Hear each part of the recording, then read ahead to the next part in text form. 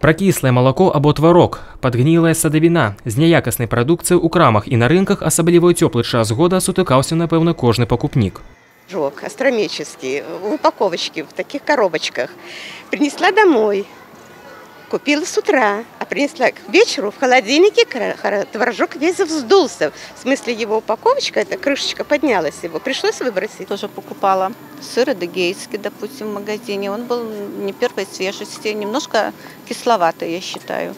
Поэтому часто такое бывает. Так было недавно со мной, когда я зашел в один из наших магазинов и купил творог. Он оказался подбродившим уже таким и довольно-таки имел специфический запах и вкус.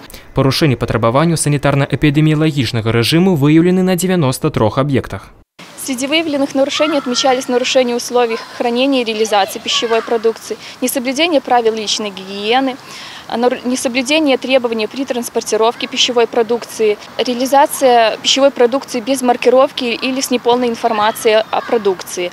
По выніках моніторингу были приняты отповедные меры. В адрес субъектов хозяйствования направлено 59 рекомендаций об устранении выявленных нарушений. Также направлено 12 ходатайств о привлечении виновных лиц к дисциплинарной ответственности.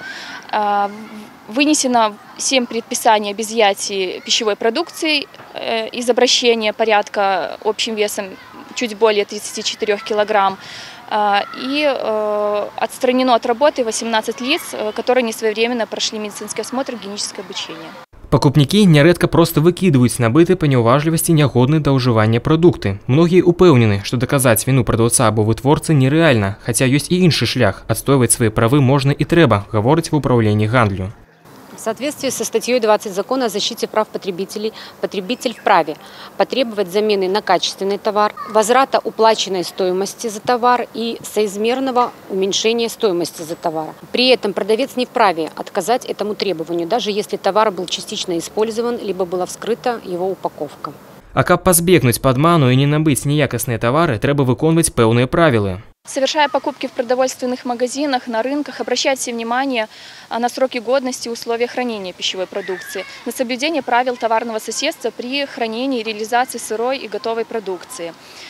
Приобретая хлеб и хлебобулочные изделия в объектах торговли, работающих по принципу самообслуживания, используйте одноразовые перчатки и щипцы. Обращаем внимание также на недопущение приобретения пищевой продукции в местах неустановленной торговли, вдоль автомобильных дорог. І хаця пакупнік заўсёды мае рацыю, санітарныя службы нагадваюць пра ўважлівасць пры набыцці тавара.